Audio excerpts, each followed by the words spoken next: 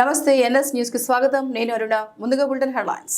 కామారెడ్డి జిల్లా రామారెడ్డి మండలం మోషంపూర్ గ్రామంలో అతి పురాతన విశిష్ట దేవాలయం దత్తాత్రి స్వామి దేవాలయంలో దత్త జయంతి ఉత్సవాలు భక్తి శ్రద్ధలతో వేద పండితుల సమక్షంలో ఆలయ ప్రధాన పీఠాధిపతి ఉమాకాంతరావు మహారాజ్ ఆధ్వర్యంలో ఆలయం పూజారి భరద్వాజ్ ఘనంగా పూజలు నిర్వహించడం జరిగింది.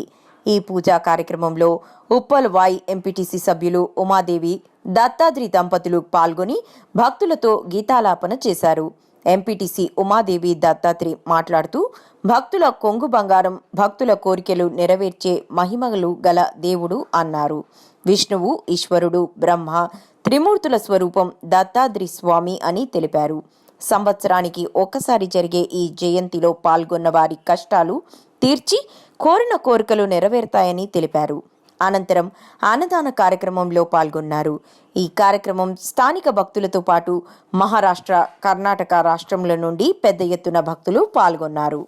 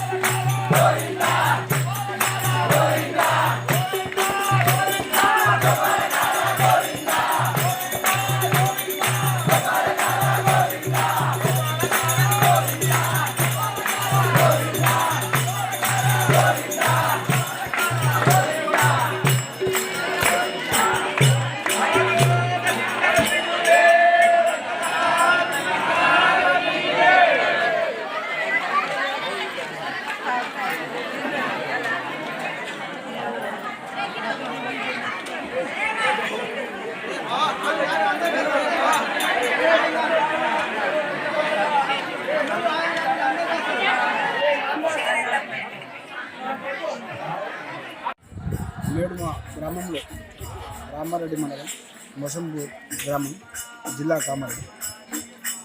మా గ్రామంలో దత్త జయంతి ఉత్సవాలు కొన్ని వందల సంవత్సరాలుగా, సుమారుగా 400 సంవత్సరాలుగా ఇక్కడ జరపబడుతున్నాయి. మా ఊర్లో నుండే, మోషంపూర్ నుండే దత్తపీఠం నుంచి తాడవాయి కావచ్చు, నిజామాబాద్లోని నందిపేట కావచ్చు, ఇటువంటి 14 ప్రాంతాలకు ఇక్కడి నుంచి విస్తరించిందని చెప్పేసి మా యొక్క గుడి పూర్వీకులు చెప్తూ ఉంటారు. ఈ యొక్క శక్తివంతమైనటువంటి యొక్క దత్తాత్రేయ స్వామి యొక్క మహిమలు చాలా ఉన్నాయి. భక్తుల యొక్క కొంగు బంగారమైనటువంటి దత్తాత్రేయ స్వామిని నమ్ముకుంటే చాలామంది కోరికలు తీరుతున్నాయి. కాబట్టి ఈ యొక్క గుడికి, ఈ యొక్క దేవాలయానికి వందలాది మంది భక్తులు మహారాష్ట్ర నుంచి, కర్ణాటక నుంచి, చుట్టుపక్కల గ్రామాల నుంచి వేలాదిగా తరలి వస్తున్నారు. కాబట్టి స్వామిని దర్శించుకొని మీ యొక్క కోరికలు తీర్చుకోవాల్సిందిగా విజ్ఞప్తి చేస్తూ ఉన్నాం. ఈ యొక్క గుడి గతంలో కొందరు పట్టించుకోక, లేకపోతే అవగాహన లేక కొందరు పట్టించుకోకనే వెనుకబడ్డది. ఇప్పుడు గ్రామస్తులు కానీ భక్తులు కానీ ఏకమై రోజు రోజుకు భిన్నభివృద్ధిగా అభివృద్ధి చెందుతుంది. ఈ యొక్క ప్రాంతం ఒక ఆధ్యాత్మిక ప్రాంతంగా విలసిల్లాలని చెప్పేసి మా అందరి సహకారం కూడా ఉంటుందని చెప్పేసి ప్రభుత్వ పెద్దలు కాదు, ఇతర పెద్దల సహకారం కూడా తీసుకొని ఈ యొక్క ప్రాంతాన్ని చాలా ఆధ్యాత్మిక ప్రాంతంగా అభివృద్ధి చేయాల్సిందిగా నేను అందరికీ విజ్ఞప్తి చేస్తూ ఉన్నాను. జై గురుదత్త.